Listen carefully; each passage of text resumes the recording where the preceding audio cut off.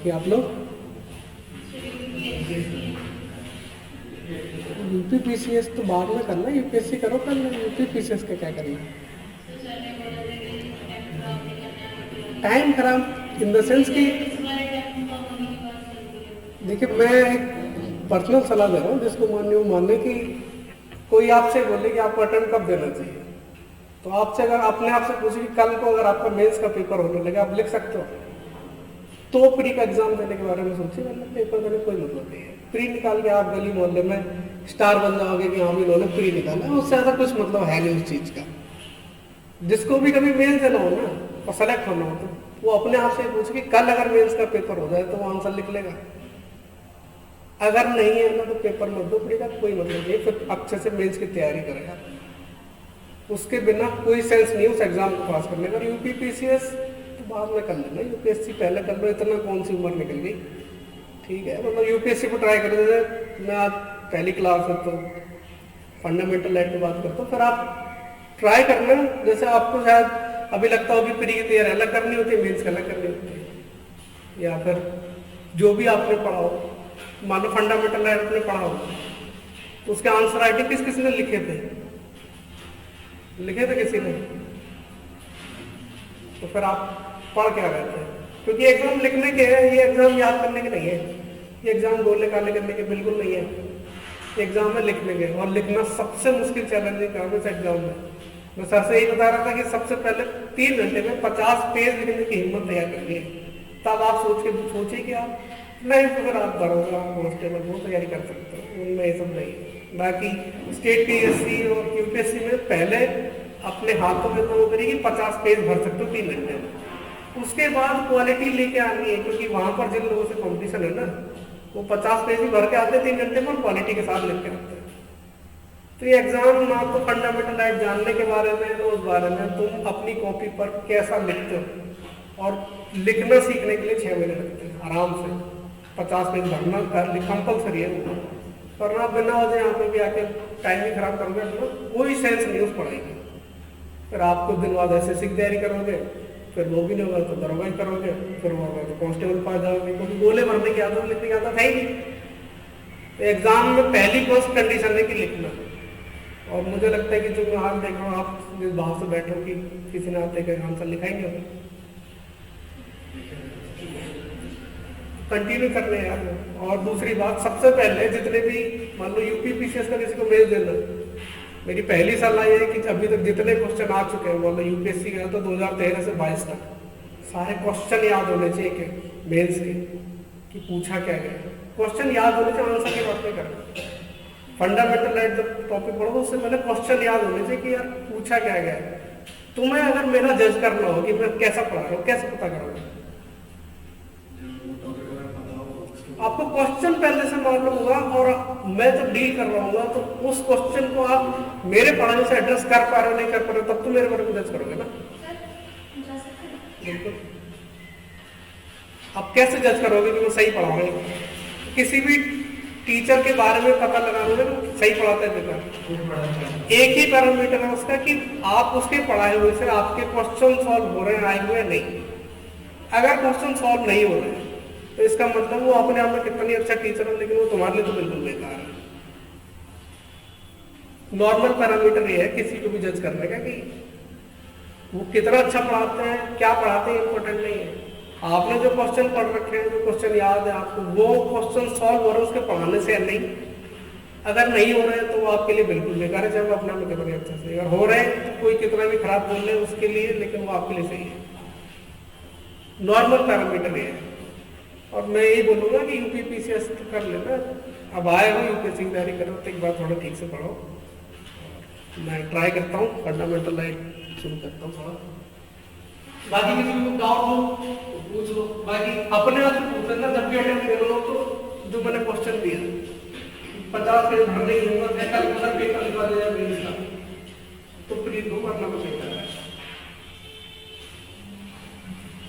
तो सर बोल रहे थे टाइम खराब कर रहे हैं, टाइम खराब बिल्कुल खराब कर रहे हैं अगर लिखते नहीं, लिखना नहीं आ रहा।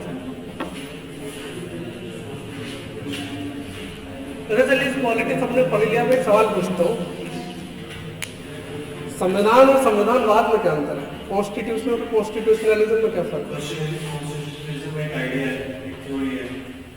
आइडिया जब राइजिंग में गया तो आइडिया बन जाता है, और जो कॉन्स्टिट्यूशन है वो हमारी एक बुक है, पूरी फंडामेंट है, जिसमें लिखा हुआ है कैसे गवर्न कर सकते हैं हम स्टेट को और क्या क्या पैरामीटर्स होने चाहिए। तो सऊदी अरब में कॉन्स्टिट्यूशनलिज्म है? नहीं सर। इंग्लैंड में? इंग्लैंड में मोनार्की है। इंग्लैंड में कॉन्स्टिट्यूशन कॉन्स्टिट्यूशन है अलग अलग, यानी कि कोई और एक रूम में बैठ लीजिए तो ढूंढ लो फिर कौन सा प्रमाण जाएगा। ऐसा नहीं है भाई, तुम बताओ।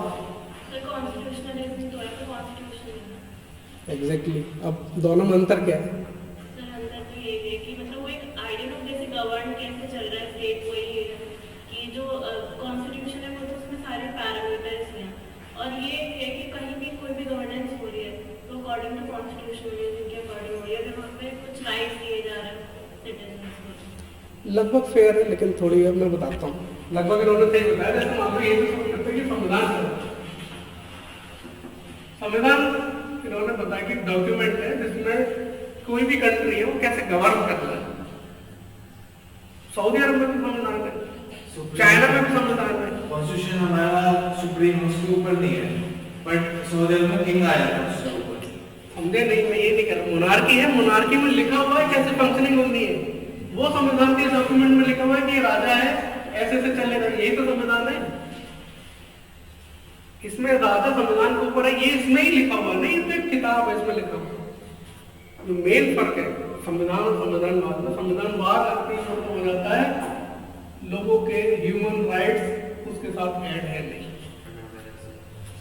तो संविधान हर देश में, दुनिया में जितने भी देश है, क्योंकि वो गवर्न कैसे हो रहा है वो डेटा उसमें लिखा हुआ है, लेकिन उसमें तो संविधानवाद की फीलिंग है नहीं, ये कैसे पता लगा होगा? इसका एक ही पैरामीटर होता है कि उस देश में ह्यूमन राइट्स है नहीं है।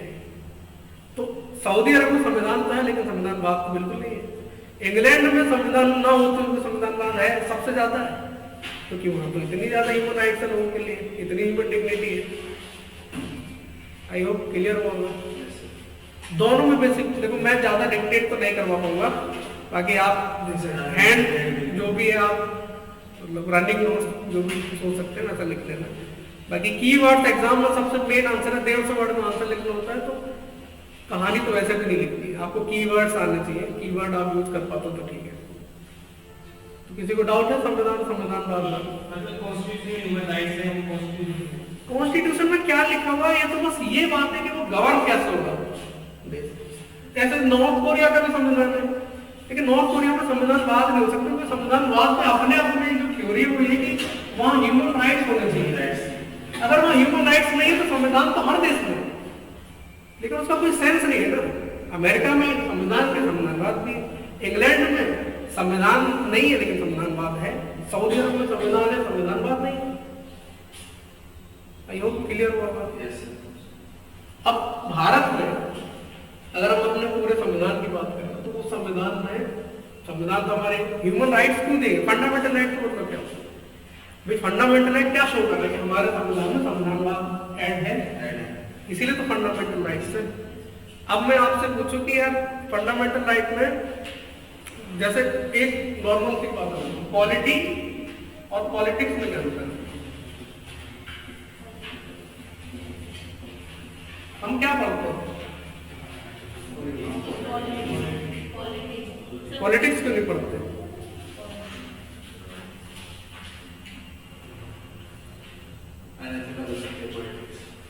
गैस करिए, थोड़ा आराम से रिलैक्स पढ़िए, यूपीएससी की तैयारी करिए, पीसीएस की मत करिए, आराम से पढ़िए।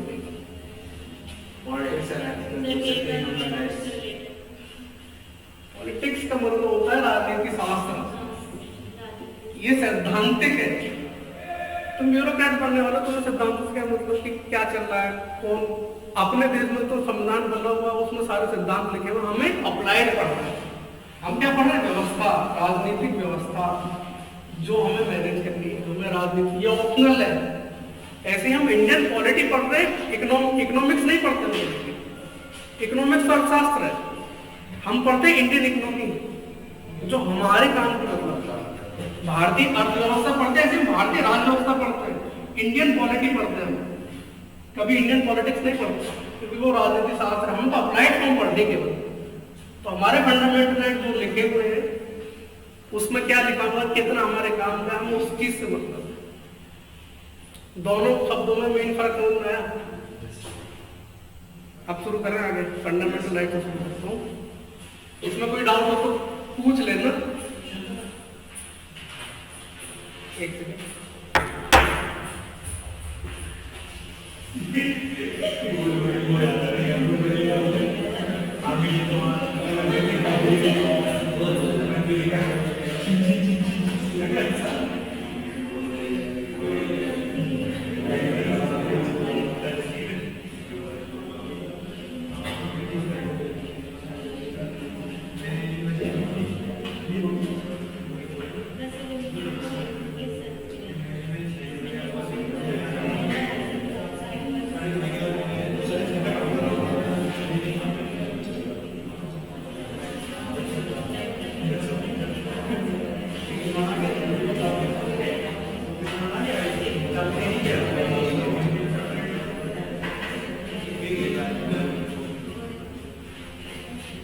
चलिए फिर आप पढ़िए ना, क्लैरिटी मैं समझता हूँ कि बेहतर हो रही होगी।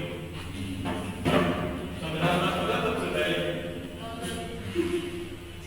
और देखो सवाल आया है, पूरी पॉलिटिक्स तुम लोगों ने पढ़ ली, इसी के ऊपर काम कर रहे हैं।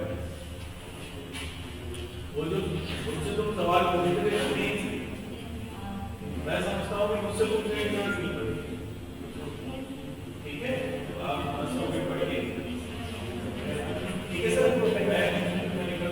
फंडामेंटल राइट को फंडामेंटल राइट क्यों कहते हैं तो बताया।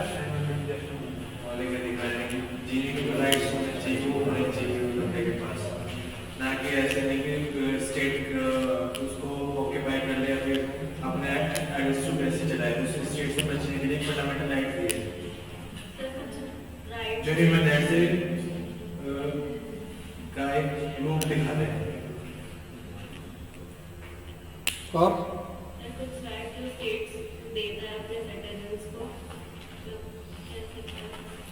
स्टेट तो व्यापार करने का राइट भी देता है, स्टेट से बचने के लिए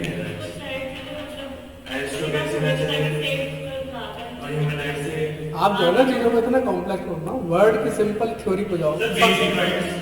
फंडामेंटल राइट को बोलने क्योंकि फंडामेंटल को इसलिए क्योंकि वो संविधान में लिखे हुए, बाकी राइट कानून बना के संसद देती है, इसलिए वो राइट है केवल। इतना मुश्किल भी करता है जिसको इतने अपने आप को भारी भरकम बोझ रखने की जरूरत नहीं है कि हमें बहुत महान ज्ञान बरताना है। नॉर्मल बात है, कंज्यूमर राइट संसद दे रही है कानून बनाकर, वो इसलिए राइट है। फंडामेंटल राइट इसलिए फंडामेंटल है, संविधान में लिखा हुआ, उसको स्टेट भी नहीं छीन सकता। इतनी सी तो बात है। अब इनकी जरूरत क्यों है, नीड फॉर फंडामेंटल राइट। अब वो सवाल आएगा जब तुम अभी आंसर कर रहे थे ना, वो इसमें आएगा कि क्या जरूरत है उस चीज की। सब पानी दे देना, बताइए क्या जरूरत है फंडामेंटल राइट। एक तो स्टेट का बताया था, एक तो नीड होती है, नहीं बुला देंगे आप, देखिए आराम से पढ़िए। एक तो स्टेट का सर्विस, स्टेट का शेयर, ऊपर से right to speech, right to freedom है, राइट रिलीजन वगैरह है। एक अपने उसको जो इंडिविजुअल को है सोसाइटी से, सोसाइटी के इंडिविजुअल से तालमेल बनाना है। सोच के देखे मैं बताता हूँ। जब देश आजाद हुआ अपनी वो कितनी थी साक्षरता तक कितनी थी? सर जब देश आजाद हुआ,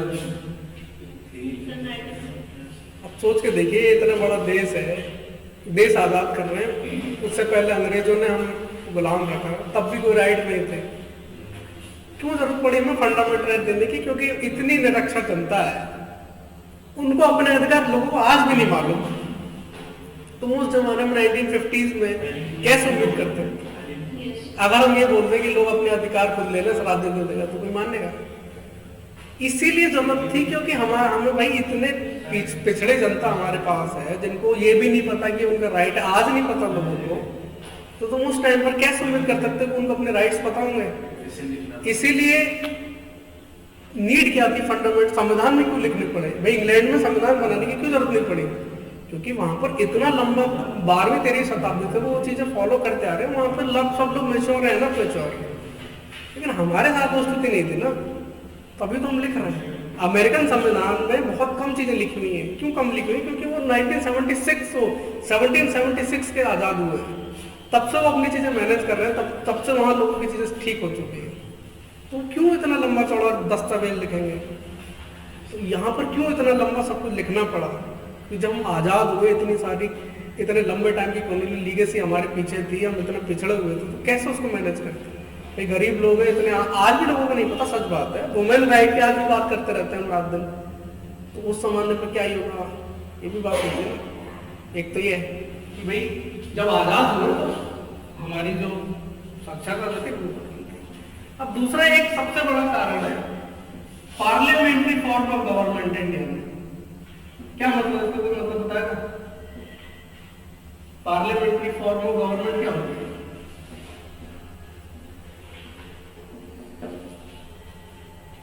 पढ़ा है आपने पॉलिटी, तो बताइए संसदीय व्यवस्था क्या होती है, किसको बोलते हैं? क्या?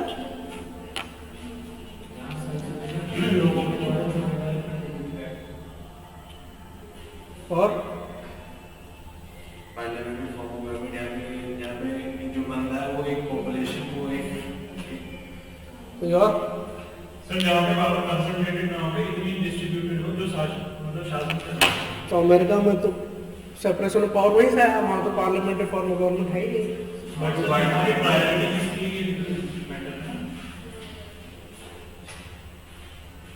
थोड़ा सा सोचिए कि आप यूपीएससी की तैयारी कर कितने दिन पॉलिटिक्स पढ़ रहे हो, तो यूपीएससी में दिक्कत है। मैं इसलिए मतलब पहले इसलिए पॉलिटी पढ़ा, मेरे को सर ने बोला गवर्नेंस पढ़ा, तो मैंने एक बार देख कर लूँ कि पॉलिटी में क्या हुआ है। अब ये सोच के देखिए, लिटरली मैं ये नहीं बोलना चाह रहा, ना मुझे इसमें आप लोगों को कोई दोष नहीं, क्योंकि अपना सिस्टम ऐसे चलता पढ़ाई लिखाई का। आपको कोई पढ़ा के चला गया, आपने प्रीवियस क्वेश्चन देखे नहीं, आपने सोचा पढ़ा दिया, हमारा सब्जेक्ट हो गया। अगर आप प्रीवियस क्वेश्चन पढ़ रहे होते ना, क्वेश्चन याद होते, तो आप टीचर से जब भी पूछते कि सर ये क्या है, ये तो आपने बताया ही नहीं, या उन्होंने हो सकता सर भूल गए तो वो बता देते, यार मैंने मिस हो गया, मैंने बता दिया। आपकी भी ज्यादा जिम्मेदारी बनती है कि घर से क्वेश्चन पढ़ के आइए, क्वेश्चन याद होने चाहिए। मैं बताता हूँ पार्लियामेंट्री फॉर्म ऑफ गवर्नमेंट को बोलते हैं। अपने देश में संसद है, संसद को इंग्लिश में पार्लियामेंट बोलते हैं। अब संसद में जो सांसद होते हैं, एमपी में, लोकसभा राज्यसभा में, इनको हम चुनते हैं। राज्यसभा के तो क्या इंडायरेक्ट इलेक्शन होते हैं, लोकसभा का हम चुनते हैं। जो एमपी हम चुनते हैं वो सारे क्या कहलाते हैं? संसद, लोग मिलकर संसद बनाते हैं। इसी संसद में जिसको बहुमत होता है, जिसको मेजोरिटी होती है, वो अपनी एग्जीक्यूटिव बनाता है। आई बात? ये क्या थे? लेजिस्लेटिव, यानी लोगों ने जो सांसद चुने वो लेजिस्लेटिव के पार्ट है। अलग अलग पार्टीज है, उन पार्टीज में से जिसको बहुमत हो गया, जिसकी सीट 50% से ज्यादा हो गई, वो बोलेगा, दावा करेगा कि इस संसद में मेरा अधिकार है, मेरे लोग जाते हैं, इसलिए मैं सरकार बनाने का दावा करता हूं। सरकार में अधिकार वाले का एग्जीक्यूटिव, ये एग्जीक्यूटिव इसी में से निकल के बनती है ना, इसी को बोलते हैं पार्लियामेंट्री फॉर्म ऑफ गवर्नमेंट, यानी ऐसी व्यवस्था जिसमें एग्जीक्यूटिव लेजिस्लेटिव से ही निकल के आ रही है। यूएस में ऐसा नहीं है सेपरेशन ऑफ पावर, तो यूएस में बहुत ज्यादा भाई सामने भी लिया है। यूएस में प्रेसिडेंट का चुनाव अलग है, वहां की जो कांग्रेस है उसका बिल्कुल अलग है, कोई रिलेशन ही नहीं है आपस में। तो पार्लियामेंट्री फॉर्म ऑफ गवर्नमेंट का मतलब है जहां कार्यपालिका एग्जीक्यूटिव लेजिस्लेटिव के ऊपर डिपेंड करती है। This is called parliamentary form of government. अब देखो संविधान को फंडामेंटल एक्ट की जरूरत क्यों पड़ी होगी? अब सोच के देखो, अब मान लो फॉर एग्जांपल कोई भी सरकार है, मेजोरिटी में सरकार है, एक रीजन से ज्यादा लोग किसी सरकार में आ रहे, अब माइनॉरिटी के तो पीछे धकेलेंगे ना वो लोग, तो बहुमत में है, तो कौन बचाएगा उसके राइट्स को? तो पार्लियामेंट्री फॉर्म ऑफ गवर्नमेंट में अपने में प्रॉब्लम है कि बहुमत की ताना सही ना हो जाए। अगर हो भी जाए तब भी लोगों को तो बचाना है, इसीलिए फंडामेंटल राइट बनाए गए थे। आई बात समझ में? कीवर्ड्स पे याद रखना है, ऐसे नहीं पढ़ना है कि आप कुछ भी आप पढ़े जा रहे हो। पीटी में क्या सवाल पूछेंगे प्री में भी, पार्लियामेंट्री फॉर्म ऑफ गवर्नमेंट किसको बोलते हैं? सिंपल एक ऑप्शन होगा जहाँ कार्यपालिका विधायिका से निकलती है, या उसके लिए जैसे तुमने पढ़ा होगा ना लोकसभा, वो मंत्री परिषद लोकसभा के प्रति उत्तरदायी, ये वर्ड सुना होगा सबने। अब सोच के देखो इसमें अप्लाई करो, मंत्री परिषद किससे बनती है? एग्जीक्यूटिव से। किसके प्रति जिम्मेदार है? लोकसभा की। लोकसभा किसकी हिस्सेदार है? संसद की। तो मंत्री परिषद लोकसभा के लिए उत्तरदायी है, ये अपने में किसका इंडिकेशन है? या तो ऑप्शन में ये हो कि मंत्री परिषद लोकसभा के लिए उत्तरदायी, या फिर जो कार्यपालिका है वो विधायिका से बनती है। दोनों सेम बात है ना। लेकिन हमने फंडामेंटल क्यों बनाया? क्योंकि बहुमत की तानाशाही, सेपरेशन ऑफ पावर क्यों रखा? अगर ऐसा हो भी जाए तो उच्चतम न्यायालय आर्टिकल 32 के तहत सबके राइट को डाउट कोई। मेन बात है जो कीवर्ड से जब इंट्यूशन नहीं आएगी ना सब्जेक्ट में, किसी में भी अंदर से फील नहीं आएगा कि रियल में हमारे सामने चल क्या रहा है, तब तक वो चीज तुम कभी एग्जाम में लिख नहीं सकते हो। एग्जाम में याद होनी चाहिए तभी लिख पाओगे, और याद होने के लिए फील होनी चाहिए वो चीज। क्योंकि पार्लियामेंट्री फॉर्म ऑफ गवर्नमेंट ये कीवर्ड्स हैं। आंसर में जब तुम आंसर लिख रहे नहीं तो लोकसभा राज्यसभा इसके लिए उत्तरदायी होती है, ये सब वर्ड नहीं यूज करना होता। केवल यही मतलब कि एग्जामिनर बहुत मेच्योर, उसको पता है कि तुम क्या लिख रहे हो। तो मेन्स में ये लैंग्वेज कभी नहीं लिख रहे हो कि यार कार्यपालिका विधायिका के लिए उत्तरदायी है, ये बेकार की लैंग्वेज है वहाँ पे। क्योंकि तुम प्री पास करके आए तो उसको इतनी पता होगी, इसलिए तुम यही वर्ड लिख रहे हो। एग्जामिनर को कोई मतलब नहीं कि तुम ये वर्ड लिख रहे हो, बस ये लिखना जब अपने आंसर राइटिंग करोगे। पार्लियामेंट्री फॉर्म ऑफ गवर्नमेंट का मतलब है, और जो अमेरिका में क्या प्रेसिडेंशियल फॉर्म ऑफ गवर्नमेंट, उसका मतलब क्या होता है? उसका मतलब ये होता है प्रेसिडेंट बिल्कुल अलग है, और जो प्रेसिडेंट है एग्जीक्यूटिव, वहाँ की यूएस में प्रेसिडेंट एग्जीक्यूटिव, और जो वहाँ की जो विधायिका उसको क्या बोलते हैं? कांग्रेस। वहाँ पर हाउस ऑफ रिप्रेजेंटेटिव है और दूसरा हाउस ऑफ कॉमन है। ये जो कांग्रेस है, इनके जितने भी मेंबर है इनको भी लोग होते हैं, प्रेसिडेंट को डायरेक्ट ऐसे होते हैं, लेकिन इनका आपस में कोई रिलेशन नहीं। वहाँ प्रेसिडेंट अकेला हेड ऑफ द स्टेट भी और गवर्नमेंट वो भी हेड भी, एग्जीक्यूटिव हेड भी राष्ट्रपति है वहां पर, और स्टेट हेड भी राष्ट्रपति है। अपने यहाँ पर क्या है? प्रधानमंत्री गवर्नमेंट का हेड तो है, एग्जीक्यूटिव का हेड है प्रधानमंत्री, स्टेट हेड कौन है? राष्ट्रपति, और दोनों बिल्कुल अलग अलग है। इसको क्या बोलते हैं फिर हम? Parliamentary form of government. अभी मैंने दो चीजें बताई, फंडामेंटल की क्यों जरूरत थी?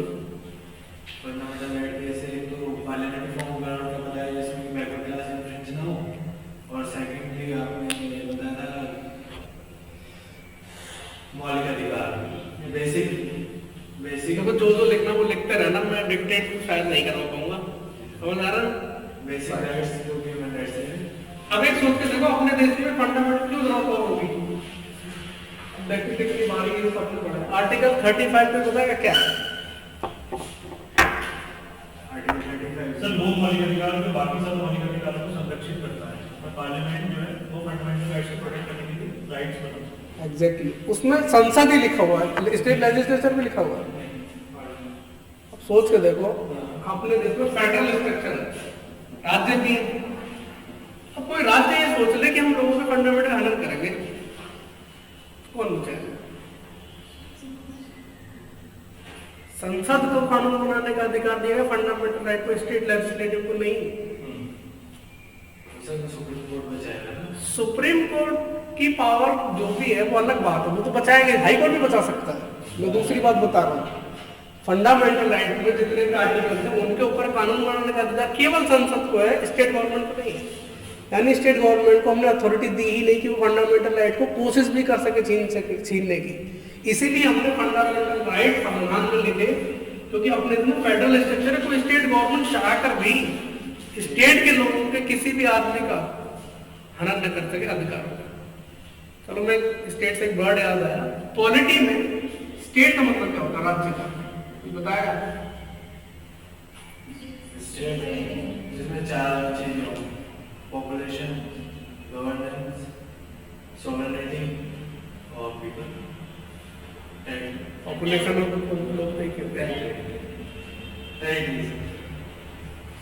एग्जैक्टली पॉलिटी में जब स्टेट का वैसे यूज करते हैं, एग्जैक्टली में पता क्यों पूछा सवाल? 20 या 21 में एग्जैक्टली यूपीएससी ने what is the meaning of state पूछा प्री में। अब क्वेश्चन याद होता ना तो पहले पूछ चुके होते हैं। यूपीएससी ने क्वेश्चन पूछा एग्जैक्टली सेम वर्ड में कि what is the meaning of state appropriate मतलब बताइए उसका। 4 ऑप्शन दे रखे हैं उसमें वही 4 चीज होती है। एक होती है टेरिटरी, पहले उसके बाद कोई टेरिटरी होनी चाहिए, फिर क्या उस टेरिटरी में लोग होने चाहिए, पॉपुलेशन होनी चाहिए वहां पर, और क्या होना चाहिए, एक गवर्नमेंट होनी चाहिए, और उस गवर्नमेंट की खासियत क्या होनी चाहिए, होनी चाहिए। एक होता है नेशन। नेशन क्या होता है कोई?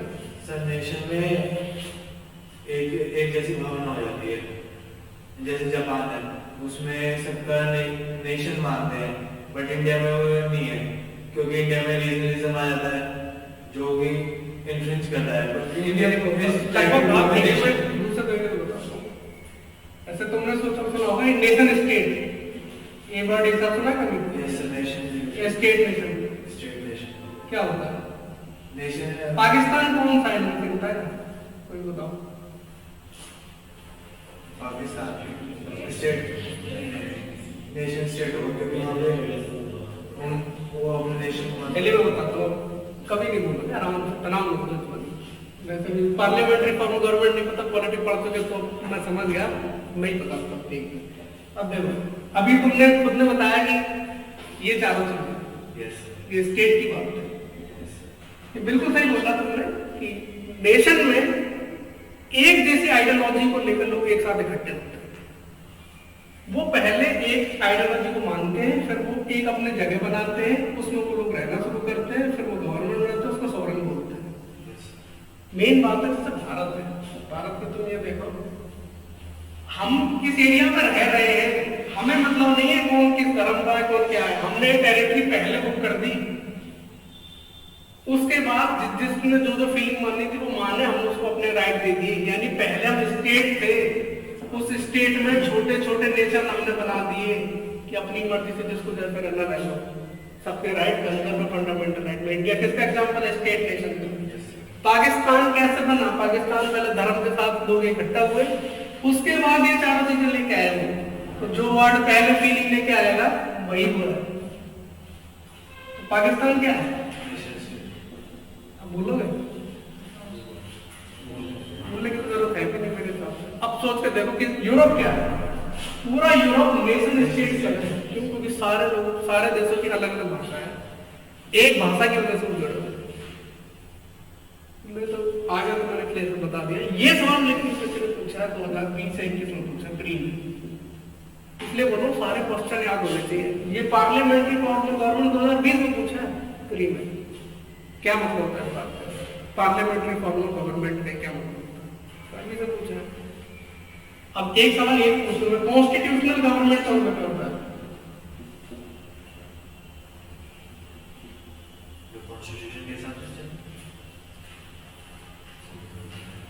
ये भी सवाल 2020 में प्री में पूछा है, और पार्लियामेंट्री फॉर्म ऑफ गवर्नमेंट का सवाल 2020 में प्री में पूछा है। दोनों सवाल अब इतना आसान है जैसे एक बार बता दें। इसका मतलब कॉन्स्टिट्यूशनल गवर्नमेंट का लिमिटेड गवर्नमेंट जिसके अधिकार लिमिटेड हो, ऐसा नहीं कुछ भी कर देंगे। एग्जैक्टली लिखा हुआ ऑप्शन में 2020 में जाके पेपर देखना है किससे का। तो अब इतना डरे हो ना, यूपीपीसी से ज्यादा बेहतर ही होगा इसका एग्जाम देना। फिर यूपीपीसीएस में तो दुनिया भर के ये सब याद करने पड़ते हैं। देखो मेरा एक ही बार यूपीपीसीएस का प्री निकला था 2018 में, उसके बाद जब भी दिया प्री नहीं हुआ। मेरे खूब जोर लगाए, याद ही नहीं हुआ कभी। एक ही बार इंटरव्यू दिया, फिर उसका फिर हुआ ही नहीं प्री, तो मतलब पढ़ाई नहीं उसके लिए। तो किसी को कोई डाउट पूछ लो, बोर तो नहीं हो रहा? मुझे लगा सर ने बताया कि वो पहले पढ़ चुके फंडामेंटल राइट करके, सर अभी तो मैं ज्यादा कुछ पढ़ा भी नहीं पाऊंगा। डीप में इसलिए नहीं पढ़ा ना क्योंकि तुम पीसीएस की तैयारी में लगे हुए होंगे।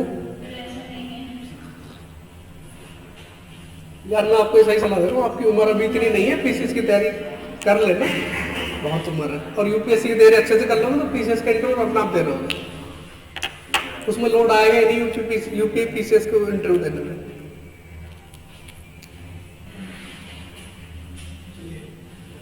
अब मैं आपको बेसिक स्ट्रक्चर की डिबेट पे लेके जाना चाह रहा हूँ कि बेसिक स्ट्रक्चर पढ़ा होगा आपने पहली क्लास में, इसके बाद में मतलब जो भी है वहाँ उसका सेंस क्या है, फील क्या है, मैं पहले बताता हूँ, धैर्य से सुनना, और आपको कितने आर्टिकल कभी कैसे इंटीग्रेट होकर पढ़ने हैं वो भी ध्यान रखना। ऐसे ही रहता है ना कि यार ये आर्टिकल में भूल गया, मिस हो गया, ऐसे कभी मिस नहीं हो सकता। मैं बताता हूँ कि आपको अप्रोच क्या रखनी है बेसिक देने के लिए, बाकी तो कल से और अच्छे से फंडामेंटल पढ़ाऊंगा। अभी मैं बेसिक स्ट्रक्चर के डिबेट पे जाता हूँ। देश आजाद हुआ 1947, नेहरू जी प्रधानमंत्री बने, समाजवादी प्रधानमंत्री थे, वो चाहते थे कि लैंड रिफॉर्म हो, लैंड रिफॉर्म करना ही चाहते थे। अब मेरे को बस पहले ये होता कि लैंड रिफॉर्म पर इतना जोर क्यों था हम जब आजाद हुए थे? क्योंकि सर जो हमारी लैंड थी वो बटी हुई थी, मतलब जो जमींदार थे उनके पास थी सारी लैंड, जो हमारे टेनेंट्स और पीजेंट्स थे उनके पास। और सर ताकि ओवरऑल टेरिटरी का डिमार्केशन हो सके, मतलब ये ओवरऑल कोई और सोचे यार, मतलब दो ही लोग जवाब दे रहे हैं, तुम भी तो बैठे हो, आप भी बताओ। कोई नहीं, सोच के देखिए कि कोई भी देश है वो बिना इकोनॉमी के चल नहीं सकता। इकोनॉमी के लिए 3 चीजें चाहिए, एग्रीकल्चर, इंडस्ट्री और सर्विस सेक्टर। देश आजाद हुआ है, अपने देश में क्या है? एक भी इंडस्ट्री है, सर्विस है। हमारे पास इकोनॉमी को बढ़ाने के लिए क्या रिसोर्स है? लैंड। एकमात्र असेट हमारे पास जो है देश आजाद होने को क्या था? अगर वो कुछ लोगों के हाथ में होगी तो करेंगे क्या बाकी लोग? ये सोचा है। आज लोगों को जमीन की इतनी चिंता नहीं, क्योंकि फैक्ट्री में काम मिल जाएगा, क्योंकि इंडस्ट्री है, कुछ और काम मिल जाएगा, जियो में काम कर लेंगे। 1950s में जब देश आजाद हो रहा तो नेहरू जी के सामने सबसे बड़ी दिक्कत क्या थी? ये तो लैंड थी। इसीलिए एग्रीकल्चर के रिफॉर्म में बस मैं ये फील कराना चाह रहा हूँ कि क्यों इतना पीछे लगे हुए थे वो, क्योंकि इकोनॉमी को लोगों को काम तो चाहिए। अब आप सब क्या, मेरे पिताजी कुछ काम कर रहे होंगे तभी तो मेरे बैठ के इस ओवर में ठाली बैठे हैं, क्योंकि अब और काम है, लैंड की इतनी रिक्वायरमेंट है। जब देश आजाद हुआ ना तो हमारे पास एक उद्योग है, ये तो भूल जाओ। तो बचा क्या? लोगों को किस में काम दे?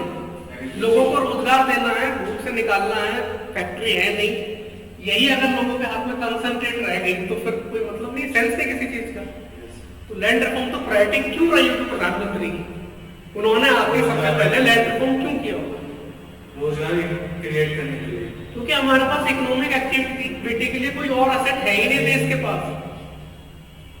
देश आजाद हुआ, सबसे पहले नेहरू जी ने लैंड रिफॉर्म शुरू की। अब समझना क्यों की? अब इंटरेस्टिंग बात, देश आजाद हुआ, आर्टिकल 31, मैं उम्मीद करके चल रहा हूँ कि पता हो गया मोटा मोटा। आर्टिकल 31 याद, right to property. Right to property. उस टाइम पर ये 44 का संविधान संशोधन हटाया गया था, इसको 300A में लीगल राइट बनाया गया था 1978 में। इसका मतलब 1978 तक में फंडामेंटल राइट था। नेहरू जी ने एग्जीक्यूटिव ऑर्डर पे लैंड रिफॉर्म शुरू कर दिए कि भाई इतने से ज्यादा जमीन किसी की नहीं होगी, चकबंदी हदबंदी सब शुरू कर दिया। अब ये बताओ, लैंड रिफॉर्म शुरू करने के बाद जिस आदमी की 1000 हेक्टेयर जमीन थी और कोई आया उसने ऑर्डर दे दिया कि आज के बाद तुम बस 50 हेक्टेयर रख सकते हो, वो आदमी परेशान होगा नहीं होगा? तो लोगों ने पिटीशन कहां डाली? सुप्रीम कोर्ट में डाली आर्टिकल 32 के तहत कि आर्टिकल 31 का उल्लंघन है, क्योंकि राइट टू प्रॉपर्टी हमारा फंडामेंटल राइट है। और एक था 19(1)(f) है जो हट गया, उसको भी 44 वो भी राइट टू प्रॉपर्टी है। इन दोनों के तहत सुप्रीम कोर्ट चलेगी कि भाई हमारा फंडामेंटल राइट है, एसेट है। कोर्ट तो भाई फैक्ट पे बात करती है, सुप्रीम कोर्ट ने क्या बोला कि नहीं बात तो सही है। सुप्रीम कोर्ट ने नेहरू जी के लैंड रिफॉर्म को खारिज कर दिया कि तुम्हारा ऑर्डर गलत है। आई बात समझ में? अब क्या ऑप्शन है नेहरू जी के पास? संसद के पास अमेंडमेंट उन्होंने किया, फर्स्ट कॉन्स्टिट्यूशनल अमेंडमेंट 1951। अब सुना क्यों किया होगा? चलो मैं थोड़ी सी और चेक कर लेता हूँ। पहली लोकसभा 1952 में बनी थी, वो कैसे गया? हमारे संविधान सभा के कॉन्स्टिट्यूशन बनने के बाद पहले तो काम कर रही थी,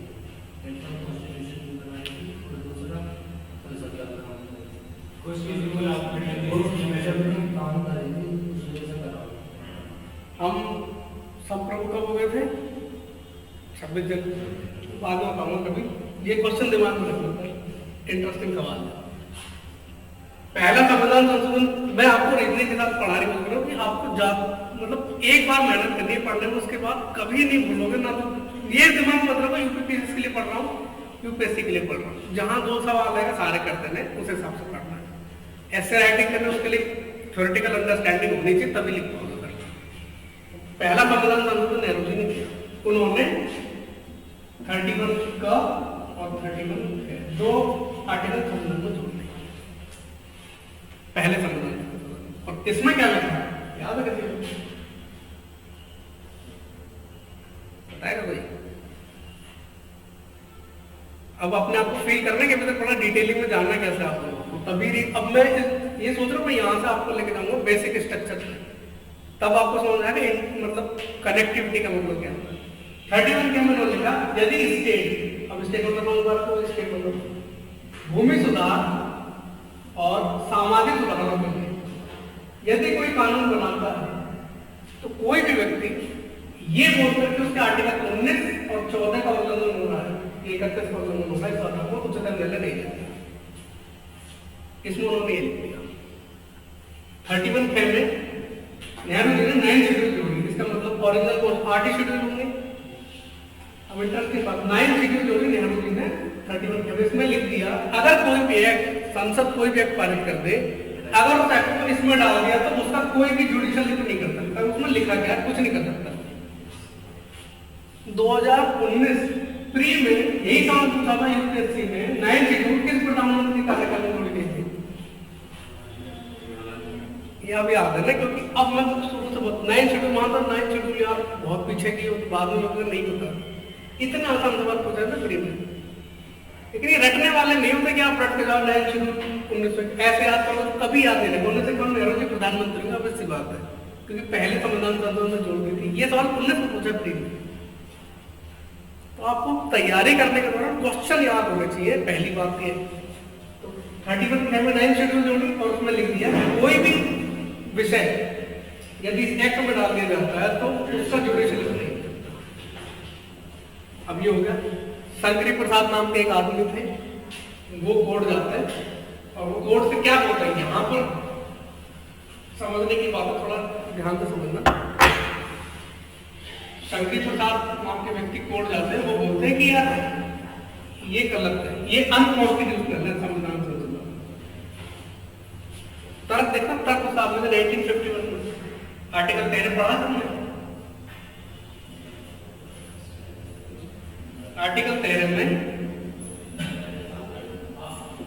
4 सब क्लॉज है, पता है कितने? समझ ध्यान से बात समझ।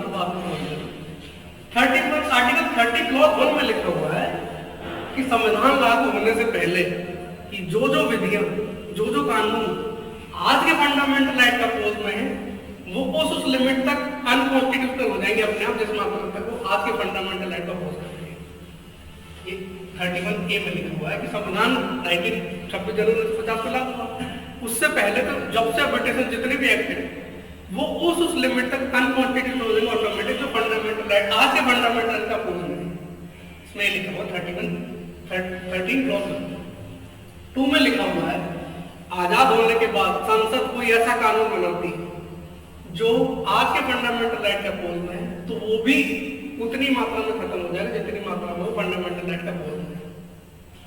यहाँ तक डाउट किसी कोई डाउट हो तो उस पर रहना। आर्टिकल 13 क्लॉज 1 में लिखा हुआ है फंडामेंटल राइट को पता है ना 1235 तक। आर्टिकल 13 में अभी तक मुझे लगता है तुमने ये बताओ कि इससे जुडिशियल रिव्यू कर लेते हैं, सुप्रीम कोर्ट जुडिशियल रिव्यू करती है, ये तो पता ही होगा। उसके अंदर हम जा रहे हैं कि शंकरी प्रसाद 13 में आर्टिकल 13, इसको मैं ऐसे लिखूंगा, इसकी लैंग्वेज ये है 13 क्लॉज 1 की कि संविधान के लागू होने से पहले देश में जो भी कानून थे वो बने रहेंगे, उनके अंदर के वो क्लॉज उस लिमिट तक अपने आप खत्म हो जाएंगे जो आज के फंडामेंटल राइट का अपोज कर रहे हैं। क्लियर? 13(2) में लिखा हुआ है कि यही सेम बात कि आजाद संविधान लागू होने के बाद संसद कोई भी ऐसा कानून बनाती है तो उसके वो क्लॉज ऑटोमेटिक समाप्त हो जाएंगे जो आज के फंडामेंटल राइट के बहुत में जो संविधान लागू होने के बाद कोई कानून बनाया। तो इंपॉर्टेंट बात है आर्टिकल 13(3) उसमें लिखा हुआ है कि विधि शब्द की डेफिनेशन कानून हम मानेंगे किसको। आर्टिकल 13(3) में लिखा हुआ है कि विधि शब्द की डेफिनेशन क्या होगी। फॉर एग्जाम्पल यानी कि कोई अमेंडमेंट, कोई भी अध्यादेश, कोई कानून, कोई रेगुलेशन, कोई रूल, ये सब लिखा हुआ है कि सारे कानून के अंतर्गत माने जाएंगे। लेकिन इंटरेस्टिंग बात तो इस आदमी ने पकड़ी कि आर्टिकल 13(3) की जो विधि डेफिनेशन है इसमें संविधान संशोधन विधि का उल्लेख नहीं है, ये स्पष्ट नहीं लिखा हुआ है। तो विधि है संविधान संशोधन विधि, ये इसमें नहीं लिखी हुई है जो आर्टिकल 368 में आ रहा था। ये वर्ड इसमें नहीं लिखा होगा कि सारे वर्ड लिखे हुए कि ये तर्क पढ़ना करता है। और इस आदमी ने तर्क दिया कोर्ट को जाकर कि भाई ये विधि शब्द है, विधि तो एक बड़ा शब्द है और संविधान में इसको सीए लिखा हूं, कॉन्स्टिट्यूशनल अमेंडमेंट एक्ट इस टाइप से, ये बड़ा टर्म है, ये छोटा टर्म है, तो इसके अंदर ही होगा। शंकरी प्रसाद ने कोर्ट में बोला कि बेशक आर्टिकल 13(3) के अंतर्गत संविधान संशोधन विधि शब्द स्पेशल मेंशन न हो, लेकिन ये बहुत बड़ा टर्म है विधि, इसके अंतर्गत ये भी है, इसका मतलब इसमें इंक्लूड है। और आर्टिकल 13(3) की परिभाषा में इसका मतलब आ गया। और आर्टिकल 13(3) की परिभाषा में आ गया, इसका मतलब क्या? अब आर्टिकल 13 तो अप्लाई कर दो इस पर कि संसद संविधान लागू होने के बाद में कोई भी ऐसा कानून नहीं बना सकती जो फंडामेंटल राइट अपोज कर रही है। ये आदमी तर्क लेके क्या गया कि आर्टिकल 13(3) की विधि की डेफिनेशन में आर्टिकल 368 की संविधान संशोधन विधि जो शब्द वो भी इंक्लूड है। और अगर ये इसमें इंक्लूड है और इसमें लिखा हुआ संविधान लागू होने के बाद संसद कोई भी ऐसी विधि नहीं बना सकती जो फंडामेंटल राइट का अपोज हो, इसका मतलब पहला संविधान संशोधन बनाया गया इसके तहत, ये इसका हिस्सा है और ये इसका हिस्सा, तो इसका मतलब आजादी संविधान लागू होने के बाद ये बना रहे, इसलिए पहला संविधान संशोधन अनकॉन्स्टिट्यूशनल है।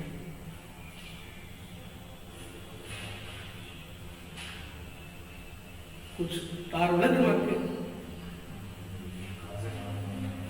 अभी तो कुछ नहीं है, मतलब इतना कुछ आया, मजा आ रहा। चलो अब देखो तब देखो 1951 के आदमी का और हम अपनी हालत देखें आज। ये सोचो, ये गए कोर्ट में, सुप्रीम कोर्ट भी वही परेशान किया, क्या फंसा इसने बोला कि ये इसके अंतर्गत है, इसलिए आर्टिकल 31 हमारा फंडामेंटल राइट है, इसको खारिज करो। अब सुप्रीम कोर्ट में भी समझदार जज होते हैं, उनको पता था कि ये आदमी अपनी जमीन के चक्कर में, लेकिन नेहरू जी हैं, पूरे देश का इतनी बड़ी प्रॉब्लम है, वो बहुत इंटेलेक्चुअल लोग होते हैं, सुप्रीम कोर्ट को कुछ नहीं करना होता, हमेशा जानना, वो उनके पास अच्छा सा तर्क होना चाहिए, वो तर्क देके खारिज कर देते हैं। उन्होंने सिंपली क्या बोल दिया, नेहरू जी सही, क्योंकि नेहरू जी सही करना था, इसकी नीड थी, तर्क किसी का सही था, लेकिन सही होना नेहरू जी को जरूरी था। कोर्ट ने क्या बोला कि ना, जो आर्टिकल 368 के तहत संविधान संशोधन विधि है उसका आर्टिकल 13(3) की विधि से कोई संबंध नहीं है, वो अलग है, वो अलग है, इसलिए संसद फंडामेंटल राइट में संशोधन करके कुछ भी कर सकती है। बेचारा हार गया, उसको तर्क देना था, क्योंकि इसमें नहीं लिख, उन्होंने क्या बोल दिया कि इसमें डायरेक्ट नहीं लिखा, हम कैसे मान लें, हम तो नहीं इंटरप्रेट कर रहे हैं इतनी बात, लेकिन अगर संविधान वाले होते तो खुद ही लिख के चले जाते, हम क्यों मान लें, क्योंकि नेहरू जी को बनवाना था, क्योंकि नीड थी देश, जब तुम कुछ फील हो रहा क्यों कोर्ट कर रही है, जबकि कोर्ट को मालूम है गलत हो रहा है कानून के हिसाब से, लेकिन जरूरत थी देश को, तो उन्होंने कर दिया। तो पहला संविधान संशोधन क्या हो गया, पहले भूमि सुधार लागू हो गए, अब संविधान कैसे लागू हो गए, अभी तो क्या वो है, साफ कर दो क्या जो है ना रनिंग नोट, जो लिखना वो लिखते रहना, मैं डिक्टेट तो नहीं करवा पाऊंगा बिल्कुल भी, कभी आप मुझे बाद में बोल रहे हैं सर से शिकायत करके लिख पाए नहीं कुछ।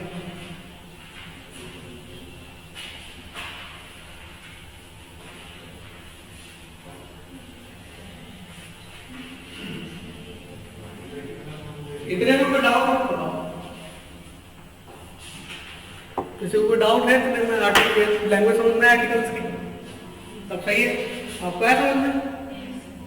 अब देखो 1965 तक 1964 में क्या हुआ, नेहरू जी खत्म हो गए, डर गए नेहरू जी, और कांग्रेस पार्टी में क्या सत्ता ऐसी चलती है। उसके बाद क्या हुआ 1965 में सेम ऐसे ही मामला राजस्थान में आया, सज्जन सिंह मामला। एक चीज और ध्यान रखना, यूपीएससी में या किसी भी आंसर में, आंसर राइटिंग में सुप्रीम कोर्ट के जजमेंट बेहद इंपॉर्टेंट है, उसके बिना नंबर नहीं मिलेंगे।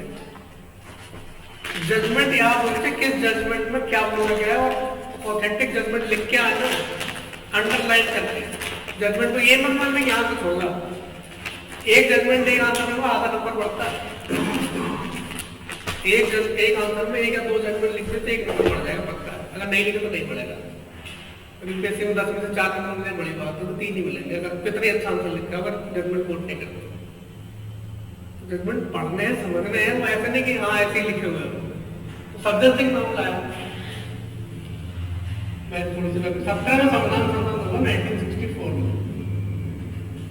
इसमें एस्टेट मतलब कोई समझता है, रियल एस्टेट ही सब यानी जमीन से मामले। इसमें इन्होंने कर दिया कि रैयत वाली जो व्यवस्था थी, यानी किसान जो बड़े बड़े जागीर थे किसानों के, उनको भी एस्टेट माना जाएगा और उनको भूमि सत्ता लागू कर जाएगा। सज्जन सिंह नाम के आदमी के बाद भी ऐसे कुछ मामला था, वो सज्जन सिंह गए सुप्रीम कोर्ट में प्रस्ताव लगा दी कि हमने जो शंकरी प्रसाद मामले में बोला था वही वैलिड है। जो हमने तब कहा था कि आर्टिकल 368 की जो विधि है वो 13(2) की विधि से अलग है और संशोधन ठीक है। अचानक क्या मामला हुआ 1967 में सरकार और सुप्रीम कोर्ट के बीच में काफी तनातनी हो गई। हमने उसमें नहीं जा रहा, इंदिरा गांधी ने एंट्री ले ली थी, के कामराज किंग मेकर बनने वाले थे कांग्रेस के, वो अलग बात है। बस इतना याद रखो 1967 का मामला है गोलकनाथ। इस मामले में सारी चीजों में गड़बड़ कर दी। गोलकनाथ मामले में सुप्रीम कोर्ट ने केशवानंदन भारती मामले के में सारी व्याख्या बदल दी और उन्होंने उल्टा कर दी कि न 368 की जो विधि है वो 13(3) की विधि की डेफिनेशन के अंतर्गत है, इसलिए संसद अब संविधान में संशोधन करके भी किसी भी फंडामेंटल राइट में कोई चेंज नहीं कर सकती है। गोलकनाथ मामले में कोर्ट ने चेंज कर दिया अभी तक का सब कुछ। इसमें तो उसी को माना था 1965 तक। 1967 में गोलकनाथ मामले में क्या कर दिया, चेंज कर दिया कि ना। इस मामले में कोर्ट ने बोला संसद को फंडामेंटल राइट में कोई भी अमेंडमेंट करने की कोई अथॉरिटी नहीं है। ठीक, अब सोच के देखो 1951 से वो जजमेंट चला रहा है 1967 तक, कितने सारे लोगों ने सुप्रीम कोर्ट के उस जजमेंट के चक्कर में अपनी जमीनें गंवा दी। अगर ये पलट दिया तो ये सारे 17 साल के जितने भी केस करेंगे नहीं करेंगे? बताता हूँ, पहले बताओ करेंगे नहीं करेंगे? भाई जिनकी जमीन छीनी है वो तो बोलेंगे यार 17 साल में तुमने हमारा ये सब हाल कर दिया, जमीन पिला दिया हमें और तुमने आप ये बदल दिया। सुप्रीम कोर्ट के बाद बता दी कि ये होगा तुमने अगर सुनो डॉक्ट्रिन ऑफ प्रोस्पेक्टिव ओवररूलिंग, पीछे का कोई भी कानून जो बनाया गया है वो तब तक ही मानेगा ऐसे करके क्या मतलब होता है अवश्य लक्ष्य का सिद्धांत। यानी आज जो हमें जजमेंट दे रहे हैं ये आज की तारीख से लागू है, पिछले बैकलॉग में इसका कोई रिलेशन नहीं है। सुप्रीम मैं बस ये समझा, ये नहीं बता रहा क्या होता है, क्यों दिया होगा डॉक्ट्रिन ऑफ प्रोस्पेक्टिव ओवररूलिंग, ये समझ लिया। अगर पीटी में सवाल आ जाए doctrine of prospective ओवररूलिंग supreme court ने किस मामले में कैसे याद करोगे?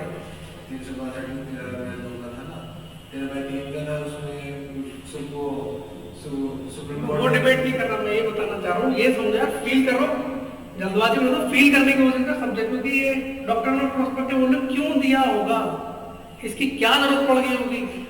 क्योंकि अगर ये नहीं बोलते हो इस मामले में तो पिछले 17 साल के केसों को सुप्रीम कोर्ट में कितना बैकलॉग होगा। पीटी में सवाल पूछेगा doctrine of prospective ओवररूलिंग supreme court ने किस मामले में दिया था, वहां समझ में नहीं आएगा। फिर बोलो यार कि आप क्वालिटी तो पढ़ती है तो मतलब कुछ भी पूछ सकते पैसे वाले, ये नहीं होता ना। वो कुछ भी नहीं पूछ रहे क्योंकि तुमने ठीक से पढ़ा तो पता होगा कि यार बैकलॉग का मामला था 1967 में कर दिया। तो ना ये वर्ड लिखने होते हैं आंसर में, मतलब गोलकनाथ मामला कीवर्ड क्या याद रखते हैं और इतनी देर में मैं तो समझाने के लिए होता है याद करना होता। गोलकनाथ मामला 1967 शंकरी प्रसाद केस पलट दिया, डॉक्टर नॉट प्रोस्पेक्टिव ओवररूलिंग दिया, बस 3 वर्ड याद रखे, बाकी कहानी तो पता ही होगी। इतना ही आंसर लिखना होता है इसमें, एग्जाम्पल सब समझ में आते हैं तो सब पता है। ठीक है, इसका मतलब संसद की सारी पावर सुप्रीम कोर्ट ने छीन ली कि यार अब तो कानून में कुछ अमेंडमेंट कर ही नहीं सकते फंडामेंटल राइट में। अब सोच के देखो कि सरकार वाले इतने तो बेवकूफ है नहीं कि सुप्रीम कोर्ट ने बोलते उनके पास क्या है संविधान में संशोधन। संसद ने सुप्रीम कोर्ट के गोलाघाट मामले के जजमेंट को पलटने के लिए क्या किया? 24th कॉन्स्टिट्यूशनल अमेंडमेंट लिखा है 1970। इंदिरा गांधी ने प्रधानमंत्री बनी। इंदिरा गांधी ने गोलाघाट मामले में सुप्रीम कोर्ट के निर्णय को पलटने के लिए क्या किया? कुछ नहीं करा। 2 आर्टिकल जोड़ा, आर्टिकल 13(4) और 368। 13(3) तक तो मैंने बताई दिया था, वो तो संविधान में लिखे हुए थे। 13(4) बाद में जोड़ा 14 संविधान संशोधन। और इसमें क्या लिखा है? यदि आर्टिकल 368 के तहत संविधान संशोधन विधि या आर्टिकल 13(3) की विधि से कोई लेना देना वो बिल्कुल अलग संविधान में लिख दिया। कोर्ट ने इसमें ये तो बोल दिया था कि ये दोनों एक ही, मतलब ये विधि इसमें शामिल है, इसको खारिज करना। तो 13(4) में क्या लिख दिया? विधि आर्टिकल 368 के संविधान संशोधन विधि जो शब्द है वो 13(3) की विधि से उसका कोई रिलेशन नहीं है। ठीक है, सेम बात इसमें लिख दी कि आर्टिकल 13 की विधि शब्द की डेफिनेशन का आर्टिकल की विधि से कोई रिलेशन नहीं। 368 संविधान संशोधन विधि है, 2 आर्टिकल संविधान में नहीं पहले दिए और सेम बात इसमें ये अपोजिट करके अपोजिट कर दी। ठीक है, अब इसके बाद इंदिरा गांधी ने पक्ष संशोधन किया 1970। अभी तक देखो आर्टिकल 31 फंडामेंटल राइट बना हुआ है, राइट टू प्रॉपर्टी, याद है? क्योंकि वो 1978 में हटा, ये तो 71 चल रहा है। इंदिरा गांधी ने 31 के और क्या तो पहले में जोड़ गए थे, पहले संविधान संशोधन में जोड़ दिए थे दोनों। 25 में इंदिरा गांधी ने क्या करा? 31 और इसमें क्या लिखा कि यदि स्टेट आर्टिकल 39B और 39C, ये डीपीएससी में बताओ, ध्यान है 39B में लिखा हुआ है कि जो उत्पादन के साधन है, जो रिसोर्स है, उनका सेंट्रलाइजेशन नहीं होना चाहिए, स्टेट की जिम्मेदारी है, वो टाइम टेम्परेरी काम करेगा। और 39C में लिखा हुआ है जो पैसा रहता है उसका सेंट्रलाइजेशन नहीं होना चाहिए, यानी कि जो सामंतवादी या फिर बड़े पूंजीपति है वो सब बनने से स्टेट रोकेगा। ये डीपीएससी में लिखा हुआ, लेकिन डीपीएससी एनफोर्सेबल तो है नहीं। इन्होंने फंडामेंटल राइट किसमें लिखवाया कि यदि स्टेट 39B और 39C को लागू करने के लिए यदि कोई नियम बनाता है तो कोई भी व्यक्ति आर्टिकल 14, 19 और आर्टिकल 31 को उल्लंघन के आधार पर कोर्ट में जाएगा। आई बात समझ में? कंफ्यूजन हो रही है कुछ? बताइए। दोबारा ना मत लो, आराम से पढ़ेंगे यार, एक बार समझ में आ गई ना फिर कभी लोड लेना ही नहीं है। 14 गोलाघाट मामले तक सबको समझ में आया? इन्होंने क्या बोल दिया कि यार ये दोनों एक ही है और इसलिए तुम संविधान में संशोधन नहीं कर सकते।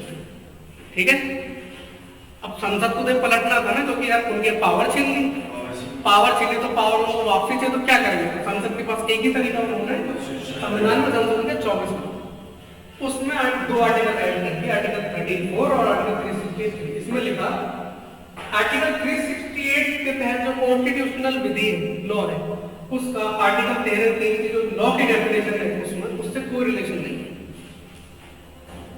आई बात समझ में? कंफ्यूज हो रहा है? बताइए, मतलब मैं आज इतना आराम से पढ़ा रहा हूँ इसलिए कोई किसी को दिक्कत थोड़ी को बताओ। मैं ऐसा नहीं चाहता कि मतलब कोई बिना वजह ना सीख के जाए। चलिए बात जैसा आप सब पढ़ा समझ में डाउट है? सेम बात इसमें लिखी आर्टिकल 13 की जो विधि की डेफिनेशन है उसका आर्टिकल 368 के तहत कॉन्स्टिट्यूशनल विधि से कोई रिलेशन नहीं है, लिख दिया। इसका मतलब गोलाघाट मामले को उन्होंने पलट दिया। इंटरेस्टिंग बात, जब तक अपने देश में राष्ट्रपति साइन नहीं करते तब कोई कानून नहीं बनता। इसीलिए हमें से याद रखना, इसी अमेंडमेंट के तहत इंदिरा गांधी ने संविधान में ये बोला कि यदि कोई संविधान संशोधन कानून है यानी कॉन्स्टिट्यूशन अमेंडमेंट बिल है, अगर वो राष्ट्रपति के पास जाता है, राष्ट्रपति एक ही ऑप्शन है कि वो बोलेगा, वो ना नो बोलेगा, ना पुनरुच्चार, न कुछ। इसी मामले का तो इसी हमें से पीटी में सवाल आ सकता है कि किस संविधान संशोधन के तहत राष्ट्रपति को संविधान संशोधन बिल पर केवल यस बोलने का राइट और कुछ राइट है ही नहीं। इसी से बोला था, क्यों? क्योंकि राष्ट्रपति अपनी जिम्मे में रख ले तो उनके तो सारे काम फेल हो गए। तो उन्होंने ये भी राष्ट्रपति की पावर खत्म कर दी कि ना राष्ट्रपति को साइन करना ही करना है, कॉन्स्टिट्यूशन अमेंडमेंट मिल जाए। उनके पास ये भी पावर नहीं कि वो नो बोल सके, अपने जेब में रख ले, कुछ कर ले, जैसे ही बोलेंगे। ये कर दिया। 25 में देख रहा मोदी से तो कुछ नहीं है उनके सामने। इंदिरा गांधी जो थी 25वां संविधान संशोधन किया इंदिरा गांधी जी ने, और 31 जोड़ दिया, और ये दोनों क्या पहले भी जोड़ देते हैं, याद है? तो पहले अमेंडमेंट जोड़ देते। 31 गैर निकालेगा सी में लिखा कि यदि स्टेट आर्टिकल 39B के तहत जो उत्पादन के रिसोर्स हैं उनके सेंट्रल गवर्नमेंट कोई पॉलिसी बनाने को या वेल्थ जो है या फिर जो पैसा है उसके कंजम्पशन को रोकने का प्रयास करें, यदि स्टेट इन दोनों आर्टिकल्स की फीलिंग को, भावना को लागू करने का कानून बनाए तो कोई भी व्यक्ति सुप्रीम कोर्ट में किस आधार पर टाइटली करने नहीं जाएगा कि उसके आर्टिकल 14 19 से 31 पर लगाना है। ये 25 अमेंडमेंट इसमें सकती है।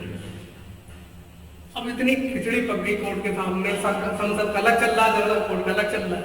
अब सोचो आखिर में हुआ क्या? वे सुप्रीम कोर्ट को भी लगा होगा यार ये हम कब तक इन्हें झेलते रहेंगे, वो भी परेशान हो गए कि यार बहुत हो गया, अब नहीं करते। केशवानंदन भारती नाम के आदमी थे, केरल के, उनका मठ था। मठ की जमीन केरल सरकार ने हड़प ली। वो आए सुप्रीम कोर्ट भागते भागते, सुप्रीम कोर्ट को बहाना मिल गया कि यार ये सब पीछे झमेला चल रहा है, इस बैकलॉग को खत्म कर दो। तो क्या उन्होंने किया? केशवानंदन भारती नाम के आदमी गए सुप्रीम कोर्ट ने इनके बहाने कि भाई हम इस पे ये सब सुनवाई भी कर लेते, तुम्हारा मामला तो हटा दो। असली बात है ये तो फालतू में कोर्ट को झंझट खत्म कर जाएगा। तो सुप्रीम कोर्ट ने क्या किया? सुप्रीम कोर्ट ने बोला कि बिल्कुल तुम्हारा 24वां संविधान संशोधन तुमने जो लिख दिया मान लिया, सब सही है। तुम्हारा 25वां संविधान संशोधन जो तुमने लिख दिया सब सही है, कोई दिक्कत है ही नहीं।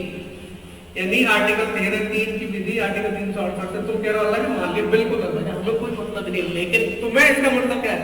संविधान में जो संशोधन में कर लो, लेकिन हम एक तुम्हें वो दे रहे हैं कि बेसिक स्ट्रक्चर, ये क्या होता है कि हम बताएंगे क्या होता है। जिसको हमने बेसिक स्ट्रक्चर बोल दिया उसमें तुम आर्टिकल 368 यूज करके चेंज नहीं कर सकते। यहाँ आगे सुप्रीम कोर्ट ने सरकार को जिता भी दिया और सब कुछ पावर अपने हाथ में कर ली। केशवानंदन वो आदमी थे जिससे देश तो जीता, लेकिन इस आदमी का बेवकूफ बन गया क्योंकि इसकी जमीन चली गई। बेसिक स्ट्रक्चर डिफाइन तो है यार, मतलब टाइम जैसे अपने देश में मोदी जी बोले कि मैं ही हमेशा प्रधानमंत्री, ये कभी नहीं हो सकता क्योंकि parliamentary form of government basic structure का हिस्सा है। इस लैंग्वेज को, इसका मतलब क्या हुआ? संसद आर्टिकल 368 का यूज करके भी चेंज ही नहीं कर सकती।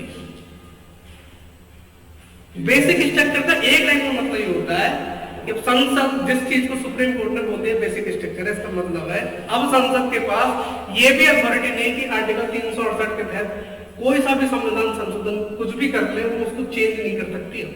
इसका मतलब अगर सुप्रीम कोर्ट ने बोल दिया इंडिया एक सेकुलर स्टेट है, तो कोई आ जाए, कोई योगी या फिर कोई मुस्लिम नेता कोई बोल दे कि हम इस्लाम बनाएंगे, कोई कुछ नहीं कर सकता क्योंकि ये अमेंडमेंट इम्पॉसिबल है। इंडिया हमेशा सेकुलर स्टेट है।